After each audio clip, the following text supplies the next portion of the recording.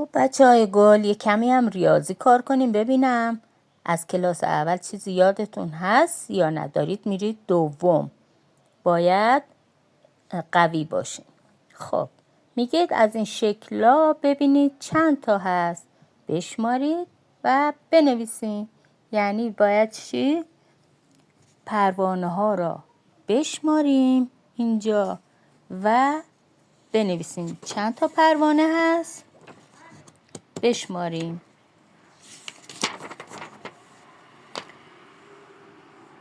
از اینجا 1 2 3 4 5 6 7 8 9 10 11 12 13 14 15 و 16 تا پروانه. آفرین. همینطور گلا را بشمارین و بنویسین. درخت‌ها را بشمارین، ساقه هاشون را نگاه کنین، از ساقه ها بشمارین و بنویسین. گل خوشگلا را، گل صورتی ها را بشمارین و بنویسین. اینجا هم باز میگه بشمارین و بنویسین. بچه ها اینا را چیکار کنیم که راحت تر بتونیم بشماریم؟ بله، به دسته های 10 تایی تبدیل میکنیم و میشماریم. مثلا اینا 5 تا 5 تا 10 تا میذاریم توی بسته. 5 تا و 5 تا 10 تا، 2 تا 10 تا میشه چند تا؟ بله میشه 20 تا. اینجا هم باز 10 تایی ببین. 10 20 30 40 50 60 62. یکی ها را میشماریم. 1 2 3 4 5 6 7 8 9. 9 تا هم یکی. خب صفحه بعد میگه که عقربه کوچیکشو رسم کنید با توجه به ساعتی که زیر نوشته. مثلا اینجا نوشته ساعت 9 نشون بده. خب عقربه بزرگه که رو 12. عقربه کوچیکه باید بیا کجا؟ آفرین، بیا رو 9 که ساعت بشه 9. اینجا ساعت 12. خب عقربه کوچیکه کجا میاد؟ میاد روی عقربه بزرگه، همون 12.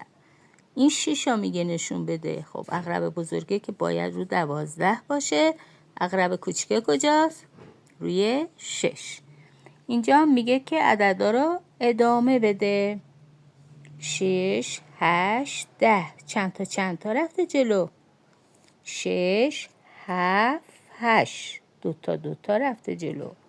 پس ما هم 2 تا میریم. 10 11 12. بعدش 13 14 15 16 17 18. همینطور 2 تا میری بالا. اینجا چی؟ 12 15 18. ببینیم چند تا رفته جلو. 12 13 14 15. چند تا رفته جلو؟ 3 تا. پس ما هم 3 تا میریم جلو. اینجا 18 19 20 21 می نویسیم. بعدیش 22 23 24. همینطور با 3 تا انگشتمون کار میکنیم که فراموش نکنیم.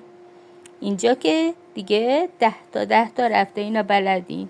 10 20 30 40 50 60. اینا راحت می نویسیم. این چی؟ 10 15 20. یعنی چند تا رفته جلو؟ 10 11 12 13 14 15. چند تا؟ 5 تا رفته. حالا بعد 20 21 22 23 24 25. بعدیش چی میشه؟ 26 27 28 29 30. 5 تا برو جلو. اینجا میگه که فکر میکنی از این 2 تا دسته کدوم بیشتره بدون که بشماری. همینطور با چشمات نگاه کنی میتونی بفهمی کدوم بیشتره. بله خب معلومه که این بیشتره. دورش خط میکشیم. اینا بیشترن یا اینا؟ آفرین، معلومه. خب اینا بیشترن یا اینا؟ بازم معلومه. پس با چشمتون نگاه کنی، اونی که بیشتره دورش خط بکشی.